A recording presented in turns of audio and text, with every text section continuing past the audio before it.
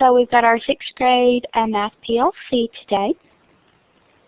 And anybody can reach out to Kendra and see if she is on her way. That would be great. Everybody else is here. Okay, so today's agenda, we are going to go through some action items, and Mary is joining us today. So glad this is her first week, and she's doing wonderful. Oh, thank you, Kelly. And we're so glad to have her. So we're going to go through some things just that some of us may have seen last year, and you may not have seen these. So it's just some good tips to go through just to make our lives easier, the students' lives easier, that kind of thing. So our action items today, Tanya and I were talking about the outing day. And so we had to change up the calendar a little bit so that we weren't teaching on outing day, and we didn't want to assign a new lesson on that day. So we've changed the IP in SharePoint, and just so you are aware, these are tasks that you need to do. All it is just making sure on your IP that these dates are reflected. So Unit 3, Lesson 8 will now be on September 28th, and Lesson 9, the unit test, will be on the 29th.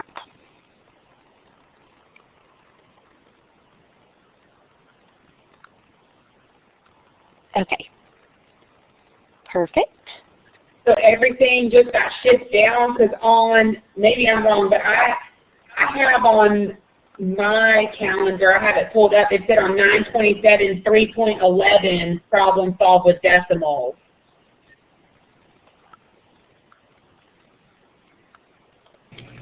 Yeah, everything just got shifted down because the 27th is the outing day. So there was nothing on Friday, no lesson or anything on Friday. So yeah, pretty much everything, those two things just got shifted down a day.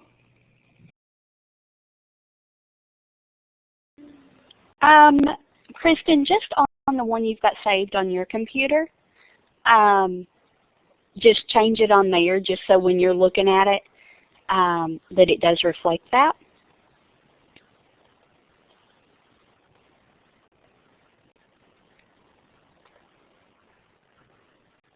Yeah, we will have to change it in the OMS. So I'll send out a reminder for that.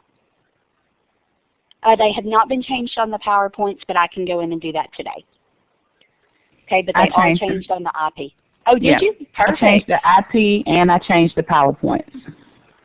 Oh, awesome. So yes, that's done. The only thing we'll need to do is change it on our IP, our own copy that we're keeping on our computers, and on the OMS, and I'll send a reminder out to do that. Okay, so those were the two due dates we were changing. So one of the things that I wanted to show you was just an easy way to add zeros in the gradebook. Remember, we are doing this weekly.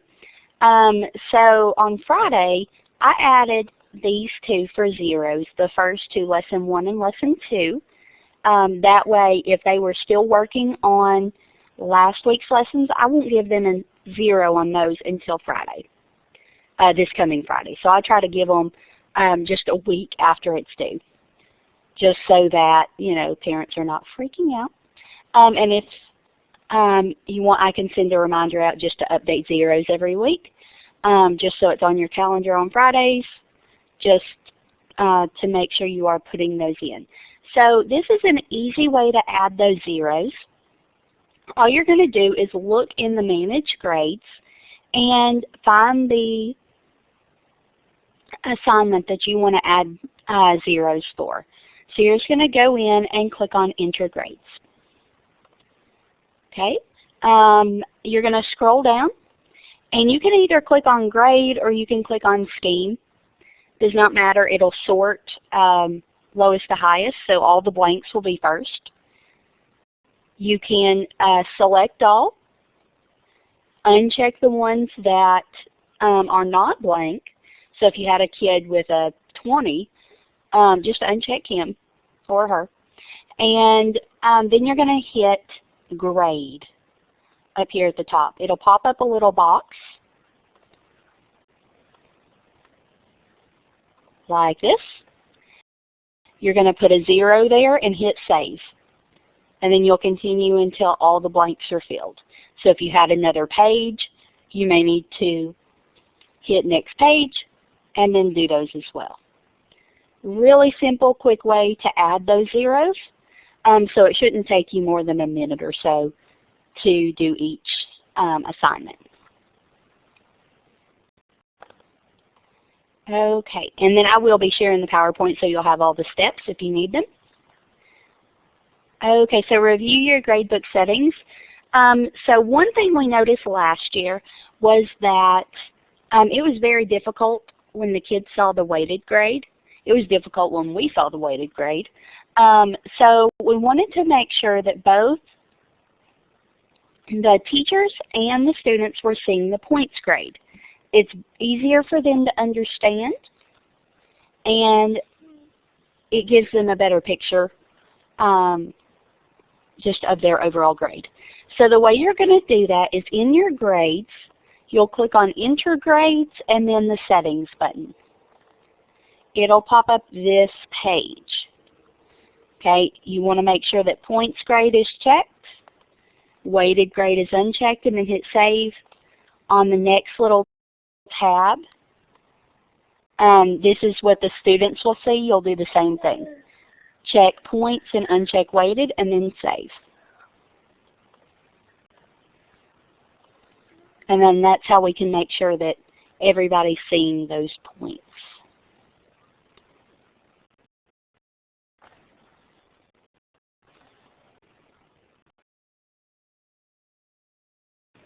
Okay. You may want to hide some unused items in your gradebook, so any of those do not use or the hidden items, those kind of things. If you don't want those showing up in your gradebook where you have to scroll through them every time you want to add a new grade, okay, the way that we can hide those is you will go to the Enter Grades tab, More Action, and then Hide or Show Columns. And then it will pop up a wonderful box that will give you all of the different assignments that you have. And you can choose which ones to hide. And you can uncheck all those boxes for Do Not Use. One of the handy things here is if I didn't want to show, let's pretend this was the Do Not Use column. If I don't want to show any of those, that folder, I can check it here and then uncheck, and it'll uncheck them all for me, so I don't have to go individually and uncheck all those. So I found that was really helpful just to do that speedy quick, like Jeannie B. Jones says. Yep. Okay, so you can hide those and then just hit Save when you're done. And then we've got some changing the settings in the gradebook. One of the things that makes your gradebook hard to read sometimes is the amount of times the columns repeat or the headers repeat, and it just makes it hard to scroll down and scroll across when things are repeating. It's just a lot to look at. So you can go in and change those settings as well, so that it is a little bit easier to look at just by clicking on that settings and the Enter Grades. And you can change these numbers to whatever you want. But you can choose, I think, up to 99 columns before the user details repeat. But I was afraid that would be too many when we were trying to look at a kid and go all the way across with their grades. Sometimes it is handy to have that name show up again so you can make sure you're still on the right line. And then the column headers, you can choose how many you would like there. And then save.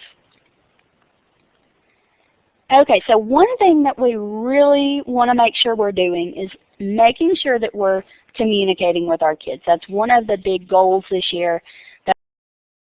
That's one of the big focuses. Make sure we're telling kids, you know, hey, you're missing something, or hey, you've done a great job this week. You know, you finished all of the assignments. So some different ways to do that. You can do conditional announcements or mail merging. And I was a big proponent of mail merging last year. And so we've made some directions. And I pulled these from Live Binder so you would have them.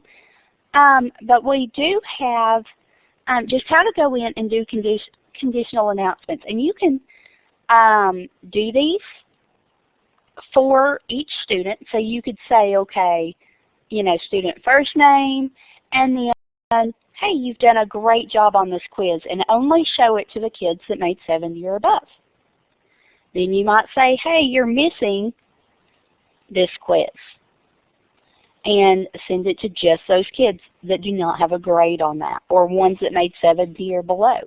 But really make sure that it is targeting those specific kids so that they can get that feedback that they need that we would be able to get in brick and mortar, that it's harder to get here. So make sure that we are communicating with those kids. And I did file share those 2 documents, so you've got those if you want to work through putting those together. Okay, so Tanya, do you have anything to add?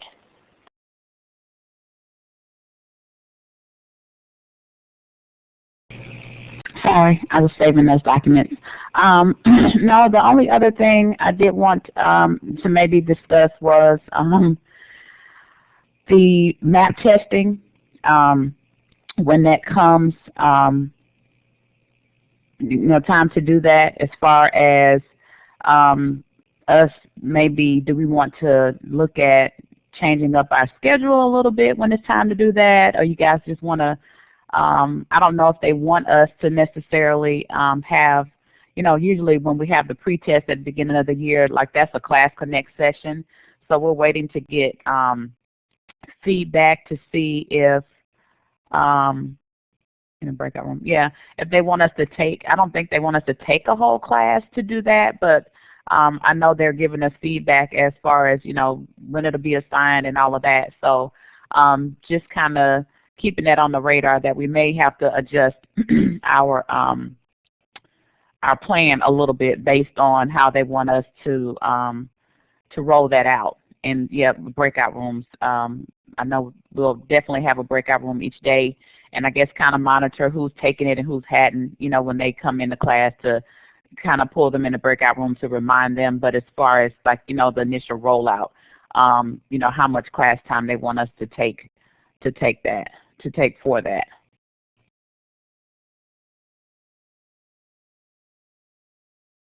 Hey, I think I've got the map testing window dates. Let me look. Yes, the window just says 9/18 through 9/29. Hold on, still looking. Yeah, that's all I got for you.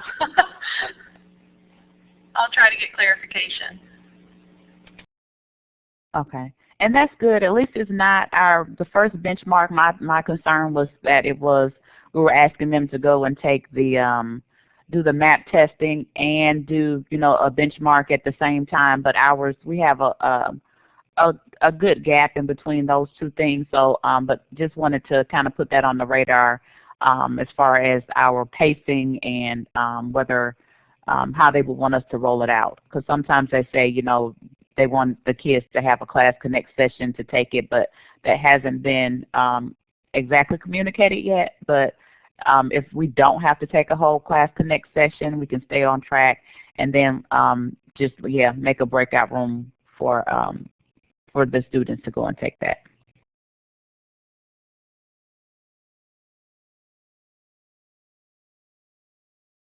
And I think that's it. It looks like those issues are clearing up. Anybody still having issues or getting emails from their students about their lessons not showing complete?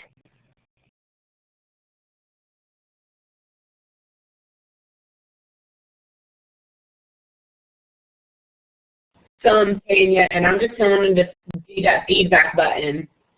And it's just a few sprinkled every now and then, and I'm just telling them you have to do the feedback button. There's nothing that I can do. Yeah, I did too, and I've gotten feedback from the tech support, and it's like your students said that they copied like the message, and they were like, "Can you reach out to them?" I was like, "Yeah, thanks for the help."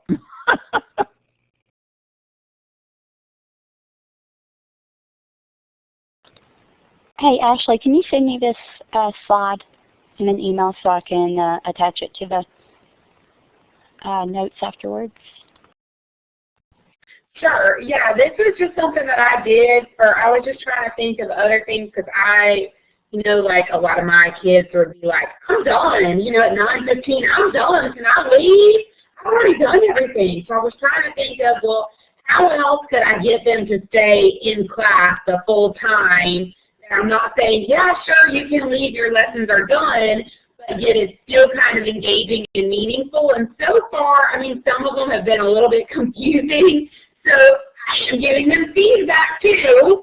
And I just created like a, an extra credit assignment in the grade book, and I think I counted it, our classwork grades, everything I think comes out to be 2.5 points. So I gave 1.5 points for the extra credit. And I'm just putting them in there as warm-up. So if it's good, I'm just putting it in there as warm-up, and then I'm saving it for, this is a good way to show differentiation and that you're getting your students involved in class. So I'm just keeping up with a Word document and then uploading it in Peaks at the end of the year to show kind of how we're adjusting and and kind of bringing in that real world problem too and having them be creative on their own.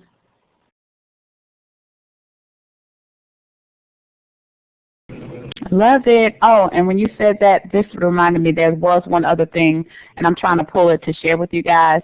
I know, oh yeah, Teeks. I don't know, this is probably the math nerd in me, but I have gotten feedback from probably 3 or 4 students that have asked for a 4th attempt, and I am just loving seeing them write their work out and send that in to me to get their 4th attempt. I know that's just such a nerd, but another grade level came up with a form that they use, and I'm trying to pull it up to file share with you guys. And so what I did, I kind of like having the form. It kind of gives them guidance of what to how to prepare it to send it back to you, and I'm pulling that up to file share with you guys right now. But it gives, here we go, quiz and corrections. Here it is. I'll send it as the PDF and as the Word document. And it kind of just gives them a little blurb at the top, and I take that little blurb and put it in the email. And it kind of just guides them through going and using that 3rd attempt. They can use the form. I told my students they can use the attached form, or they can, still send me their work written on their own paper, send me a picture. But I just like the idea of kind of having this already mapped out, something that we can just, copy it, and send to the students to kind of guide them through requesting that 4th attempt. So you guys can, and I sent the Word document. I tweaked it a little bit. Theirs said that they needed to go back and rework every problem in the quiz, including the ones that they got right, and tell why they got the ones right, if that makes sense.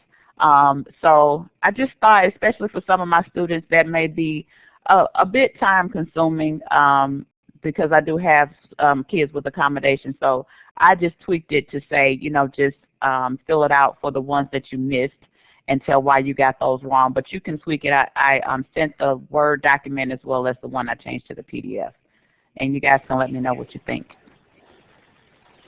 Hey, Tanya, let me piggyback on that comment just because so this form actually was created by an 8th grade teacher, and so I think all of 8th grade is now using this form. And originally she had that same thing where she just asked them to correct the ones that were incorrect. And last week I went to a GCA outing, And I ran across a parent who I had met last year during testing. She was actually my attendance coordinator, but her son, she has all her kids go to GCA, and her oldest son was in the 8th grade, and he has an IEP. So that what you just said kind of reminded me of this. Well, she last year was telling me that her science teacher made them look at every benchmark test and give them justification for every question, whether they got it right or they got it wrong. They had to, and it was worth a test grade. That was an assignment for them. And she said at first it was irritating to her, kind of what you said. It took her son a while to do this. But she realized after a few of them that this was actually making him focus on what did he really know, and maybe some stuff that he got right, but he didn't really understand why he got it right. And he actually scored a 4 on his science EOG last year, and he has never done that. So just something to think about, that explaining why you got something right can also justify why you got it right, and it's also practice in the explanation part, which I know all of our kids need practice at.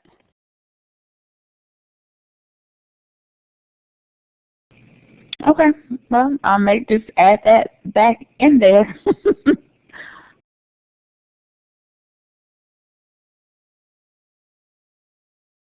All right, and Ashley, you wanted to cover some peaks. I think we shared, a lot of you shared out your personal goal that you were adding. No, I was just excited that Ashley said we could upload that to Peaks. It just made me happy.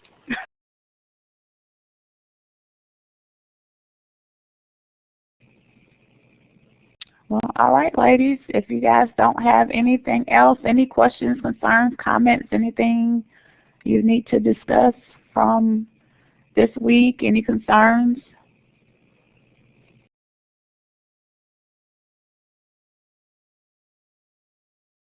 Oh, and Christian, EIP. I just thought about that when I saw your, if you have, and I don't have any EIP students this year. Okay, yeah, go ahead, Christian. Oh, I was saying I didn't need to hold everybody with this question, but I saw Gentry just sent an email this morning in reference to class times about how we shouldn't be going over the hour in 15 minutes, but that doesn't mean we're supposed to cut at an hour. I guess when we were scheduling, I thought our class was supposed to be over in an hour and the last 15 minutes was for questions. Can somebody help me with that, because I'm getting a little bit confused? Yeah, you're right. I read back over her email, and she was just saying yes, and this kind of speaks to what Ashley was talking about too, with creating like a challenge, or like I have a ready for a challenge for every class, because you're going to have kids that say, you know, I'm done. I've done my lesson. I've done my quiz. You know, I'm done. And so they do want us to still have class, you know, for an hour. And then that 15 minutes is, you know, for questions and the kids to have a work time. So I have a breakout room. So if kids say, well, I'm done with my lesson, can I go? And so that's what they want us to just find a way to even keep those students engaged for those 15 minutes. And like Ashley has her, you know, she can make that a breakout room where the kids go in there and they, you know, will work on that slide and make up their word problems and send that to her. So just having something they just want it to be more of a work time, not saying, okay, 1 hour, class is over, see ya. You know, so encouraging kids to stay I have a breakout room that says I'm ready to take my quiz. So they go in that room, and for the 15 minutes they take their quiz, and I have a message that says if you come across a question or you get stuck, move yourself back to the main room.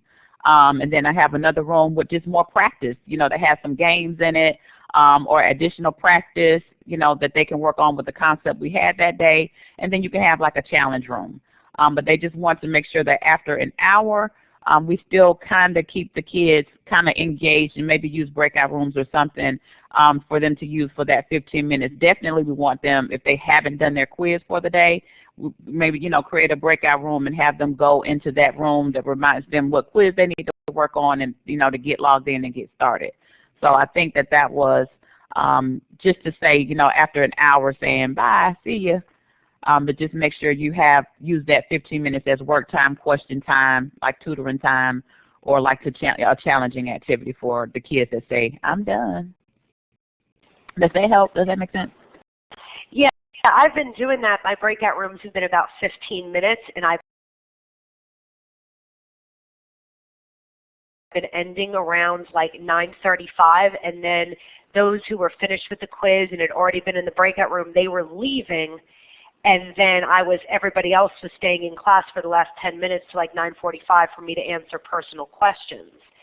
So today I tried to keep everybody until 9:45 and keep them in the breakout rooms for extra time. And then I found I'm having to try to chase a whole bunch of people out to get to their next class on time. All right. Well, Tanya summarized that pretty well, and that's exactly what it was. I think the ELA content chair had realized that some of her teachers were right at the hour mark saying, okay, class is over, but if you want to ask a question, you can stay. But what Tanya said, time it where your breakout rooms start at the hour mark and they have the 15 minutes. Breakout rooms for go to your quiz, go to the enrichment, come ask me for help, those things. If you're doing breakout rooms earlier than that, you do them whenever you need to. But just trying to make sure that we capitalize on the fact we have their attention and getting them in that lesson to work on it. All right, thank you guys. That helps a lot because I was getting a bit confused. And Kristen, another thing you can do is when it gets to be like 9:43, you can send out a little chat to everybody no matter what breakout room they're in and say, okay, we've got 2 minutes left. I'm going to set the timer for 3 minutes. And unless you tell me that you still need my help, I'm going to log everybody out when that timer goes off.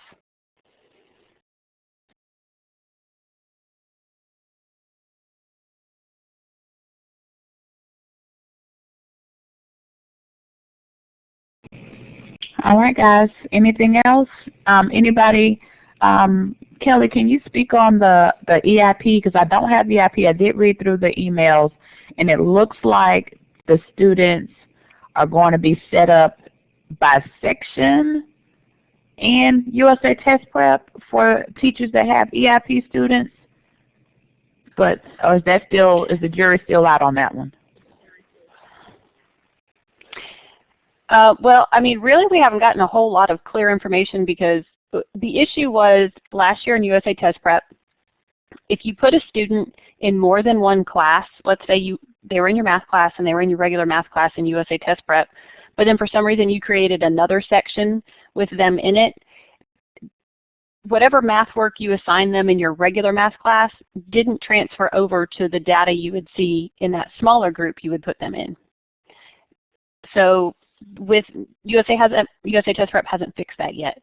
So what some suggestions, Michelle Hubert and Janelle DaCosta were talking about this, trying to figure out what's the best way to organize for our EIP kids. And I'm in the same boat as you, Tanya. I don't have EIP kids, so it's not something that I'm like totally got my head wrapped around. But it appears that the easiest, most efficient way is for those of you with EIP students, create 3 sections in your USA Test Prep so that it exactly mirrors what you see in TVS. And then when it comes time to put grades into the OMS, so if we assign them our first benchmark and you've got these 3 different sections, it really isn't that big of an issue to import your grades to OMS because you can filter your OMS to look just by section as well. And that way they're not doing work in one place and it not transferring to another. Just all their math work is always going to show what are they good at, what are they not good at. And that's the whole point of the EIP thing, is that they're working on those skills where they have the purple dots, which show a big lack of understanding.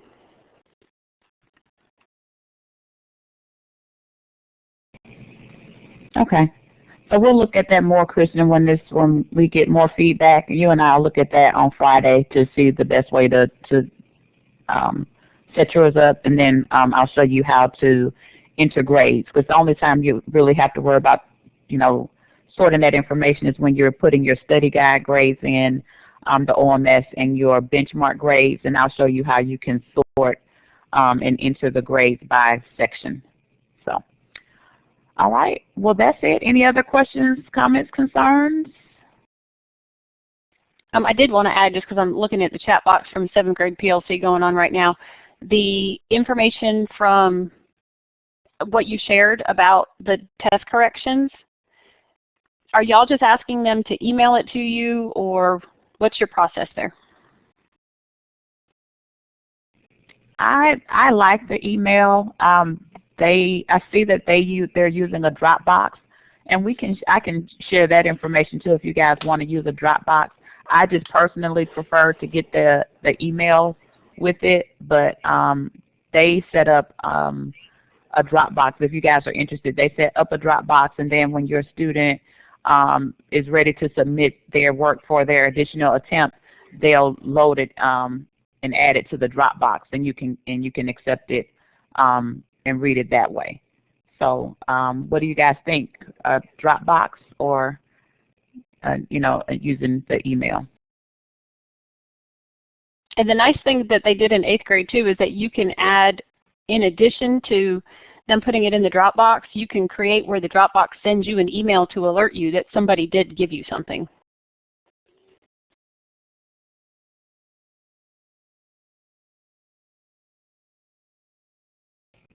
Okay, well, the jury's still out. You guys could think about it. Take a look. Look at the file transfer, see if it's something that you're interested in using.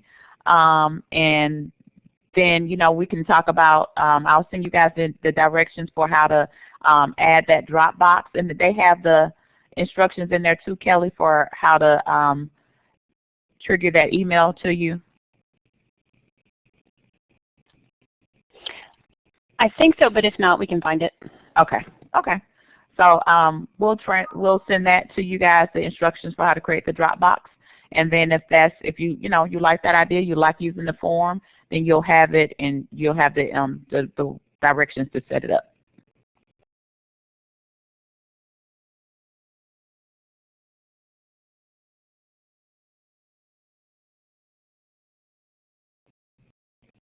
All right. Well, that's all, guys. Thank you for your time. We appreciate you.